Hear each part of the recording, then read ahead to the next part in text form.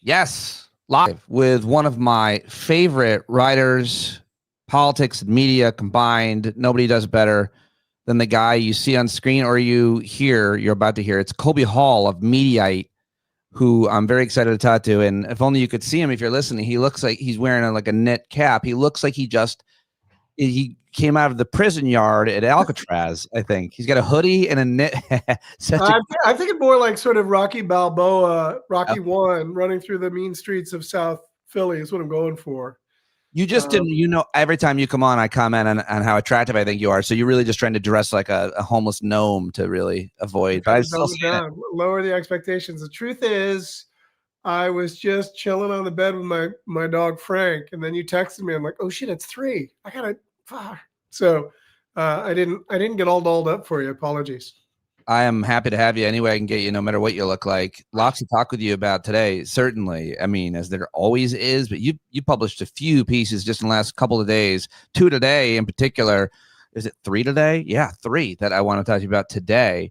But let's just work our way backward. What happened during the day? Today in the White House is a pretty big deal in Washington because the Crown Prince Mohammed bin Salman was invited by our president, who his family's doing business with. You have a great piece framing all of it. I don't know exactly where to start other than people should know a little bit about, I guess, who this guy is, just in case they forgot why he hasn't been invited in a while to the House.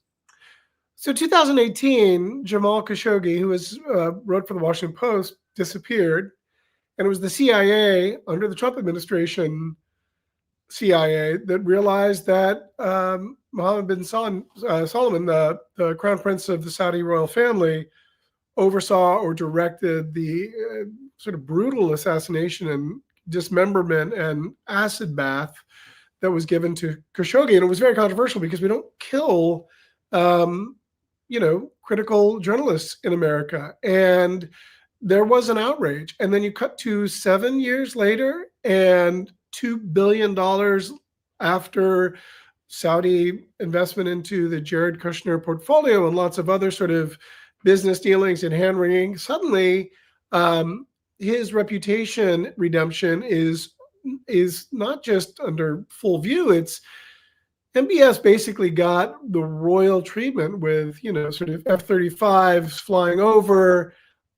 This was a, sort of suck-uppery at a level that we've never seen. And it puts in stark relief what the Trump administration has been doing, or what Trump has been doing, is he basically sees Saudi Arabia as an opportunity, as an ATM. And Saudi Arabia sees the Trump administration as a portfolio investment. Like they're basically realizing they put a bet on Jared Kushner that if Trump gets back in office, they'll have a lot of power. And so it's stunning to me. Now, it's worth noting that it was Biden that first sort of normalized MBS by visiting Saudi Arabia and giving him his fist bump.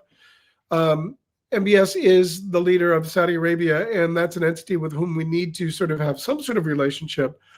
But the relationship on display with Trump is, authoritarians, birds of a feather. And then it went from bad to worse during a very contentious Oval Office spray in which ABC's Mary Bruce asked, so this was the first time I think MBS was in front of like real American journalists. And thank God for Mary Bruce, who just said, is it appropriate for you to be having him here and getting this investment when your company, the Trump org, is doing business with the Saudis? And also, he killed a dude. What are you doing? And Trump reacted in a terrible way, basically said, stuff happens, things happen. And not everyone loved Khashoggi. And again, that is jaw-droppingly, stunningly grotesque. And the fact that that's not blaring 20-point headlines across every website just shows you how normalized and weird and numb we've become to this crazy world. Sorry to prattle on. Only barely touched on the most important thing that you read about in your article, which is not about MBS and his human rights violations of the murdering of Jamal Khashoggi, which Trump today said he didn't know about it. He told me he didn't know it. Putin told me this. Khashoggi told me that. Hitler's ghost whispered in my ear. He said he didn't know that they were killing the Jews. So the issue isn't those past human rights violations.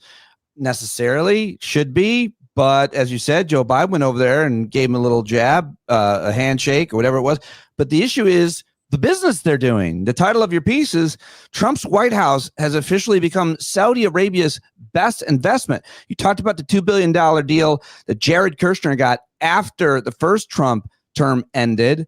But you also lay out in plain language in this piece really well why this is what we used to call a conflict of interest, the height of corruption, and the American president doing something that is in his interest, but not necessarily the country's interest. That's the whole rub always with people who work in any layer of government, right? Emoluments was the issue that was sort of the topic. Everyone sort of got their civic rights or civic studies lessons out in the first administration. We seem to have forgotten about it, right? Like we just seem to have gotten away that he's putting his own sort of interest ahead of what's the country is. And, you know, he's sort of hiding in plain sight. He doesn't really care. And of course, this is protected from happening or should be protected by checks and balances, you know, among our three branches of government, the legislative branch. But when the legislative branch has completely just dipped and disappeared on any oversight for whatever reason, then, you know, Trump can get away with it. I will say that, and this may lead into another thing I wrote, but I have to tell you, I feel like Trump's, and I hate to say this because, you know, the walls have been closing in on Trump forever. I really think that Trump has lost his mojo and his magical sort of powers over a lot of, you know, it's not just Marjorie Taylor Greene. I think there's a lot of variables here that, you know, Fox News coverage, criticism from sort of big MAGA voices. I don't know how much longer this Congress is going to be able to afford to just look the other way and let Trump just sort of, and, you know, like the first year of anyone's first administration, that's when they get the most stuff done. You know, Trump, I think, is already pivoting into lame duck era. He doesn't care. He's surrounded by sycophants, a bubble of sycophancy who just tell him whatever he wants to hear.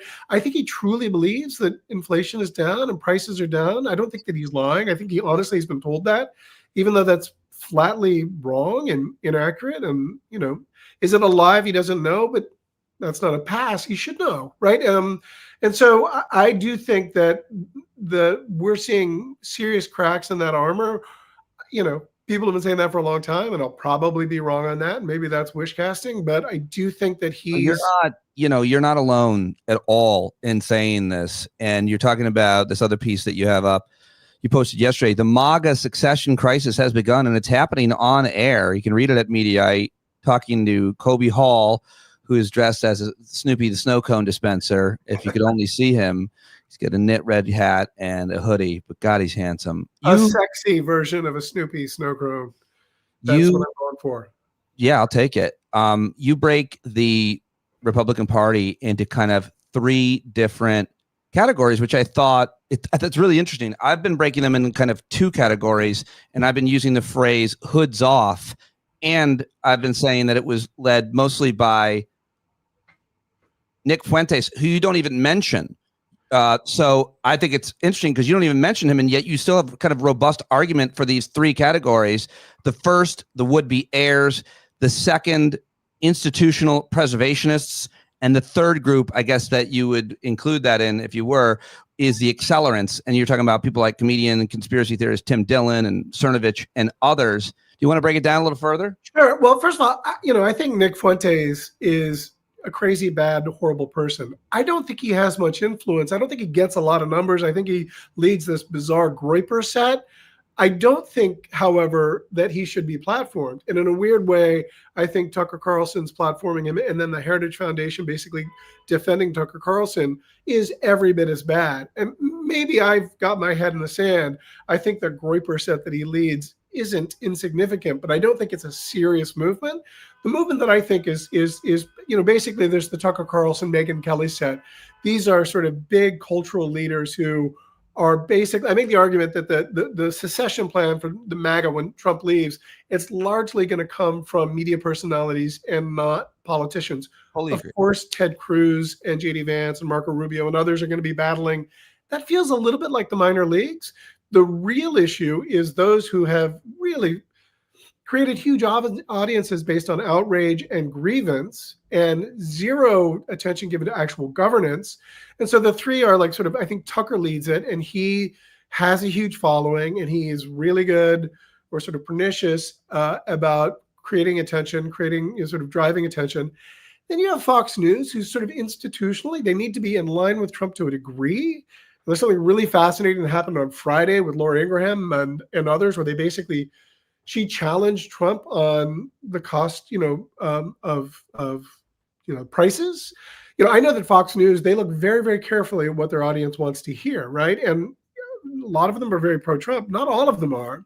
But if they are saying basically that inflation is really hard and affordability is still a major issue, and they're sort of confronting and kind of holding Trump's feet to the fire on that, that tells us that they're hearing that about their viewers, and they are more loyal to keeping their viewers, which is incredibly enormous, and they're way lucrative. They're more like, if their viewers turn on Trump because he's not making prices cheaper and their lives better as they were promised, they're going to dip on Trump quickly. And then the last are sort of the accelerants. It's the Tim Dillons. It's sort of to a lesser degree Rogan, where they're just Tim Dillon, who's got a huge podcast. He basically said on Friday, I think, the Trump movement, the Trump administration's over. So this is happening in real time, and we're watching it unfold. Will it completely break up? No, because there's always this loyalty and this duct tape and bailing wire. I do think Trump's sort of threat to like primary people, like Marjorie Taylor Greene knows what she's doing, and it's weird that she's become the voice of reason, a principled voice of reason. But I think she's a canary in the coal mine. And will she survive this? If she does, Katie bar the door. I think Trump's, he's like Fonzie when he can no longer fix the pinball machine, right? You lost me on comparing Fonzie to Trump in any way, but I know the point you were trying to make. But Fonzie was such a good guy. He was, but he was a complicated figure. Well, I don't know. I mean, you could have used anybody else who lost their power at some point, but fucking Henry Winkler's legendary character, Arthur Fonzarelli, it seemed. It looks like it's too soon to question Fonzie's role with you. Like, it really touched a nerve. You write this really important point. I haven't seen many other people make. I'm sure some other people are making, but it's more about it's really important for people to understand just a little bit what it takes to govern, whether it be a town, state, or the federal government, of course. And you write in this piece that the MAGA movement has no governing class. It never built one, which is amazing. You write, it did not groom policy thinkers, governors, or legislative strategists. It cultivated entertainers skilled at farming outsider rage. The only people the movement trusts are those who talk to them directly through a screen. The pipeline that traditionally produces successors, senators, governors, cabinet officials, I would add all these legal people at DOJ and federal courts, you write, that's been scorched. That pipeline has been scorched. In its place is a media class with power, but no responsibility. That last point is a point I made in one of the few articles I've ever written for the Daily Beast a billion years ago, talking specifically about Mark Levin, when he was arguing with then Senator and still Senator Ron Johnson, right-wing conspiracy theorists, yelling at Ron Johnson for not getting it done. But what you just said was the point. It's the fact that they have the power in the media. They have all this power and influence, but no responsibility. Your only responsibility is to get viewers, get ratings, sell ads, and subscription. That is not responsibility in governing. I thought that was such a brilliant point, and we're seeing it play out because every day, all the crazy shit they're doing, from trying to remove Jimmy Kimmel to prosecuting James Comey to even the tariffs, almost everything he's doing policy-wise is not working, or they're having to bring people back to government that they laid off. It's all failing because of what I think you're saying, which is they never built a governing class. They just have a bunch of fucking Don Bongino and Kash Patel running the FBI. It's such a great point. Well, thank you. And I think it's sad to say, like, we predicted this years ago. Like, you're going to put these numbnuts with no experience who are just podcast outrage guys in office. Oh, guess what? They're going to look like the numbnut buffoons that they truly are. I would say the exception to like sort of the governing class that we've seen in this administration are the sort of like the Russell Voughts, the sort of the Project 2025 people. But even they it's less about a governing class. It's more about like, how do you strip this down? And I think it was a PJ O'Rourke sort of line, and Jon Stewart has said it as well, and I'm going to mess it up, but it's basically, sort of like post Reagan, the sort of overriding principle of the Republican Party was government is terrible. Everything that government does is bad. Therefore, when we're in government, we're going to prove to you how bad it is and make our point. So there's zero sort of incentive to do anything more at the whole time. Like, you're basically creating a government system and stripping out any sort of tax breaks or taxes for the wealthy or the corporate class. And so, it's part of why Mamdani was elected, because of this affordability agenda. And when friends of mine are like, well, millionaires and corporates they're going to lose all those breaks. They've been getting tons of breaks, and it hasn't trickled down. It hasn't benefited. The wealth gap has never been greater. And there is a real serious, quick pivot to the P.T. Anderson movie, One Battle After Another. I saw it with my son, and it sort of talked about revolution. Sort of, it kind of glorified it. And I saw it as a warning of like, we need to sort of kind of figure our shit out or it's going to get ugly. My son, who's 22, saw it and was like, holy shit, I feel like it's a dangerous movie that's going to spur on and sort of glorify revolutions. And he said that in a way that he kind of felt like he was down with. And I say that only because I think that's a lot of people are like, pitchforks and whatever torches. I think that's why Marjorie Taylor Greene is sort of, she knows what's happening in her district in Georgia. People are shitty. And if Obamacare is going to spike 3 times by the end of the year, it's not going to be good. And Trump's done nothing to make good on his base, who are suddenly seeing through his bullshit. It would be one thing, not unlike COVID, if the guy could just be a little bit more honest and say, listen, I know you're struggling. We're working on it. Or during COVID, you straight up lied. And remember, he said, it's just going to go away by Easter. And then when people are dying everywhere, he just didn't have any, he doesn't have the ability to have any empathy. But when it comes to the problem isn't even that, like, even if he was neutral, but the fact that he's decorating the White House and having the parties at Mar-a-Lago, so he's celebrating, he's golfing, he seems to be having the time of his life and spending a lot of money and tearing down the East Wing, the White House, to build a ballroom, and then also sending $40 billion to Venezuela, and farmers are getting screwed. I mean, everybody's getting screwed by everything. And meanwhile, he seems to be having a party and doesn't seem to understand the optics that you would think that's the one thing he really does have a control of. And I think, as someone said in the live chat, Benny said, Trump became a lame duck today, and the Thomas Massie's pushing the release of the Epstein files did it. What do you think?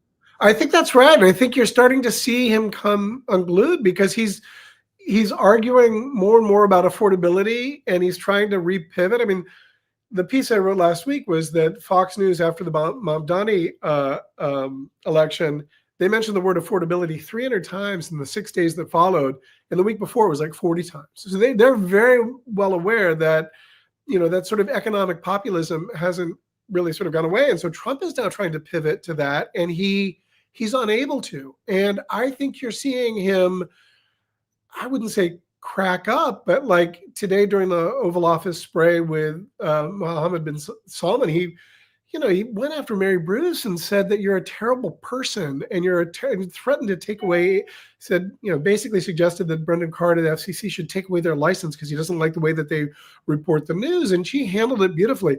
On Friday, she basically, on the Air Force One gaggle, called a Bloomberg reporter piggy, said, quiet, piggy. Like, in what world do we allow the commander-in-chief to dismiss reporters of any stripe? But they're almost always women. And if they're a woman of color, it's often called, said that they're stupid or low IQ, or dogs. But again, this is, it's beyond not normal. It's bizarre. It's suggesting a level of cognitive decline that's not like Biden's, which was legit. This is a whole different sort of level of like delusional, crazy anger that I don't know it wouldn't surprise me if he were to pivot back and turn things around and win the polls back. He's done that before. He's a chaos agent and seems to do very well in that high-wire acted. But it would surprise me less if, like this, we look back at this as the beginning of the end of his, Fonzie era, for lack of a better term. I know that's really down on it. Speaking of terrible people, you, sir, Colby Hall, you're a terrible person. Has anybody ever called you a terrible person? I'm sure it has happened to all of us at some point. But I wonder if someone's got a clearinghouse, maybe one of you or your colleagues, of all of the reporters who you said straight to their face something similar. Right. Quiet piggy. You're a terrible person. I thought about that for a good minute today and it's weird because it's like the 20th time he's done it, or the 100th time he's called a reporter in the White House. You're a terrible person. What's your name? And then, of course, puts a target on their back. But more importantly, it's not all of the other ways that other presidents and people in power have handled the questions of journalists like that. All kinds of, upset, offended ways that they've handled it, or just with all due respect, I think your question is not the right question, or any number of, or even a personal attack. You always got to come after me, but you're a terrible person for that question, which, by the way, everybody on earth won. It was the right question to ask. That's what journalists do. It's what journalists basically speak truth to power and ask the inconvenient questions. And he knows that. And so, but he knows that he intellectually, you can't, I've said this about both Fox News and the Trump administration. You can never win a debate with someone who's willing to lie and or insult, right? A debate has got to be on an agreed set of facts. And when Trump knows he's pinned down, whether it's the Epstein files with this very obvious 180 pivot that makes him look terrible, or affordability and other issues, or the fact that he's got a murderer sitting next to him that he's making a ton of money and doing business with, he's got nothing. So what does he do? He hits back harder. It's the Roy Cohn thing. So you're terrible. And here we are talking about that instead of the obvious sort of corrupt and nakedly sort of inappropriate and disgusting behavior from a guy that we elected for the second time in office. I don't think we're following his distraction. I think that we should always scold bad behavior and not let it be normalized the way he's calling a Miss Pig, you're quiet piggy. What the fuck, piggy? Yeah. What? Calls women dogs. The way he talks to women is so much worse than the way he talks to men, and he talks to men terribly as well. Obviously, I think he's an unhappy person. His parents didn't love him enough. I'm sympathetic. I'm going to DM him. And say, you'll get through this. Let me just ask you. Call back. I heard you DM'd Trump and you just said, you're enough, which I thought was really too much empathy. The Epstein files, where does this end? So here we are talking on Tuesday afternoon. The vote was unanimous, 400 whatever to 1, and that one was Clay Higgins. It'll be hilarious if Clay Higgins' name comes up, but he's such a cretin. But anyway, now it goes to the Senate, and then the president can sign off. Although also he could also apparently just himself just tell the DOJ to release the files, and they could, but he's not. And so the concern is that the DOJ has scrubbed his name from it, but there are just too many places. There are too many cracks. There are tons of attorneys that worked on it that will know, he can't possibly, I don't think, have redactions over every time his name is in there or whatever it might be. Where does this end? To your point, there's so much smoke, there has to be fire there. And I think it was Mark Epstein, Jeffrey Epstein's brother, who basically said on News Nation that he believes, and he'd heard from people that they're trying to scrub it. But I think, I'm not convinced that there's any sort of real smoking gun about Trump. I think there's mostly sort of a lot of circumstantial smearing that he was close to this guy and was sort of well aware. And that evidence is already out there. The Epstein estate release, I think, accomplished everything and maybe makes these Epstein files release, sort of neuters them, because I think that horse is out the barn now. People now are very clear. And if you just look at the timeline of what Trump has said about this guy, from a terrific guy in 2004 to People magazine who liked beautiful women on the younger side, to telling Jonathan Swan that he had no idea. This was on the HBO interview for Axios. So 2019, that like he had no idea what was going on with Epstein. And then later going like, oh, well, I kicked him out because I knew he was a pedophile and a creep. Like, well, all of those things can't be true. And so it's very, very clear that he's just throwing whatever. There's no strategy here. He just will say or do whatever he can to get out of that. That's the Maggie Haberman theory, which I long believed to be true. He's not playing 4D chess. He's thinking about what he can say or do to get out of the next 10 minutes of whatever issue he's in. And you know, a good friend of mine said, given all the sort of bankruptcies that he's had to deal with and all the sort of issues, there's never been an individual, a public figure that was more comfortable being on the precipice of absolute ruin, like all the time. So this is what's right. I mean, he is fucking Rasputin in that regard. Like, you can't kill him, but Rasputin eventually died. And so I'm saying that metaphorically, Trump, no one lives forever, he'll eventually die. But I mean metaphorically about his ability to be Teflon and to avoid, that will at one point come to an end. Will it happen in the next 6 months? I doubt it. I think he'll be sort of muted power. He'll be way less powerful as the midterms come, because I think people want to get reelected. The Epstein files, I can't guess exactly what's going to be in there, but I feel like, you know, we're being hyped to see an incredible movie unfold, and we're going to see it and be like, yeah, I don't know, it wasn't as good as I expected it to be. I think we should all manage expectations for any big sort of smoking gun. Could be wrong, but who knows? There's too many things that make me think that he only does everything in his own self-interest. It's such a terrible move what he did with giving this Ghislaine Maxwell a better situation. And the way he sent his own lawyer down there, and Epstein's dead. Who knows what happened there? And I'm agnostic. And now she knows everything. She's alive. So let's just guarantee she doesn't talk, because we can't kill her. And so now we'll move her over there. Eventually we'll give her clemency. And why? For what? There's got to be some shit. A lot of shit. Like, you're seeing like Larry Summer. You're seeing some big names. Like, and it's bipartisan. And I have to say, like, honestly, like, everyone that I know that's reasonable about this feels the same. Like, I don't care if it's a Democrat or Republican. If someone was like knowingly getting happy endings from 15-year-olds, out them, perp walk them. That's terrible. That's awful. And like, you know, Democrats and Republicans together should be, you know, Megyn Kelly said, well, these are 15-year-olds, not 8-year-olds. Like, it's not the same. Like, well, I think she makes a lot of great points about that, about Black Santa. It's exactly right. It's not a noble principle to be against this. And nothing like upsets me more than when I'm arguing with the MAGA people and they're saying, what about Clinton? And I'm like, I fucking hate Bill Clinton. Right. I hate it because he's such a creep with women. I've never liked that guy. Right. I've never supported him. I've always believed pretty much all the women in all the cases, because they overwhelmingly have so much to lose when they accuse people in power and very little to gain. And it's bizarre to think that you play on a team, a partisan tribal team, when it comes to sexually assaulting children. It's terrible. It's not even sexual. It's rape.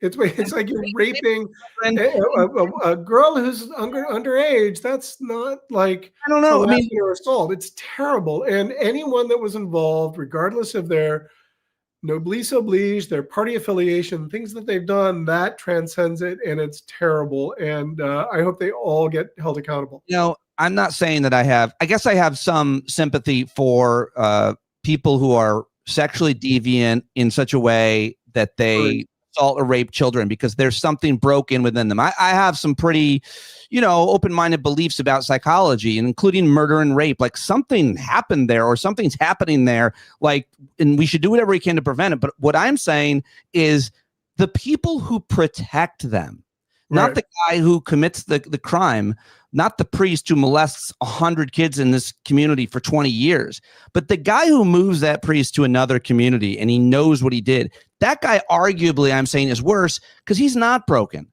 Right. He's protecting this horrible, broken criminal person who should be in jail. But the guy who moves him, the guy protecting him, is arguably worse, is what I think I believe. I agree with you. I agree with you. And we'll see, it was something that was Mike Johnson said this morning about how he believes in the leadership of John Thune of the Senate and how they're going to be very careful with. It seemed, I think Aaron Rupert tweeted it out and said, oh, there it is. He's admitting that John Thune's going to basically continue the cover up. I don't think it's that clear.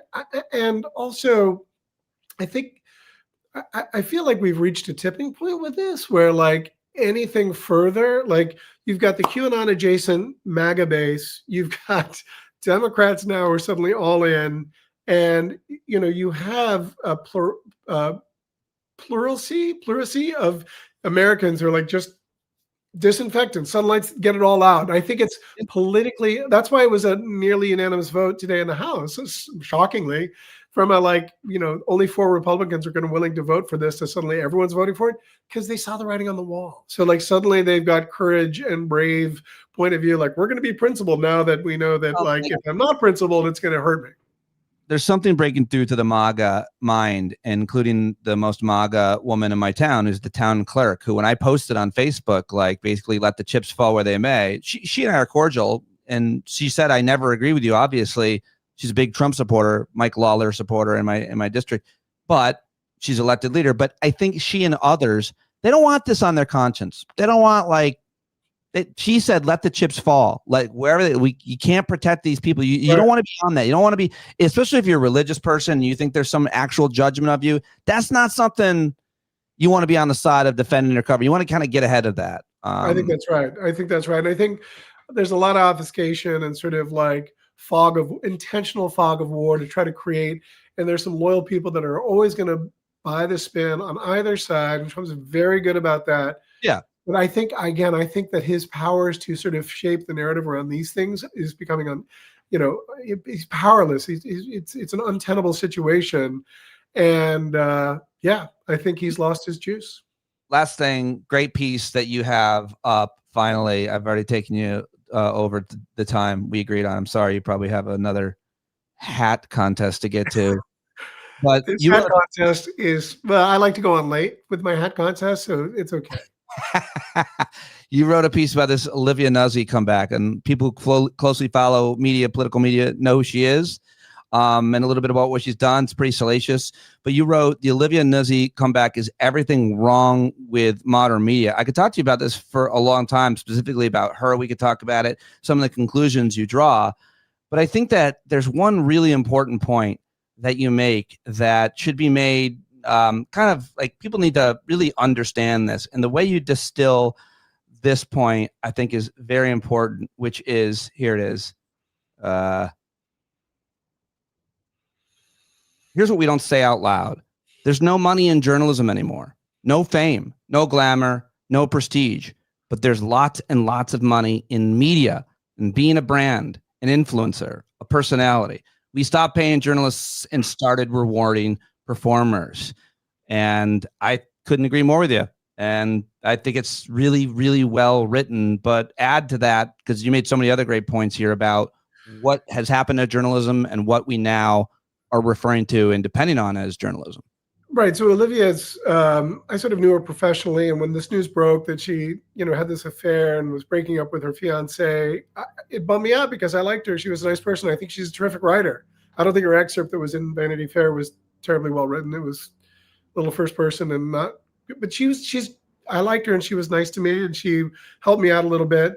So I DM'd her after when this broke and I just said, man, you're going to get through this. And she gave me a heart emoji. And then I saw her sort of come back. She's promoting this book and first came out in the New York Times with this black and white glamour shots from PCH in a convertible, top-down convertible in Malibu. And then the Vanity Fair excerpt. And there's zero, I wouldn't even say contrition, but there's very little self-awareness that she broke some pretty significant sort of ethical journalistic structures. And I sort of made the point that her handling of this, which I found very distasteful, is the natural sort of conclusion of the media landscape as it's evolved over the last 15 years, where we don't have these guardrails to keep journalists sort of like pure and to reinforce what they're supposed to be doing.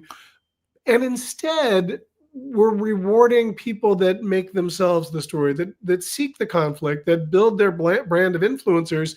So what I found to be distasteful of this rollback, this comeback, is predictable, but it also says all that's really wrong. And of course, there's other details where her origin story was like she basically was sort of Keith Olbermann was her sugar daddy, and like of course that's where she learned access with powerful men, right? Yeah. And then Ryan Lizza, her ex-fiance, basically reported that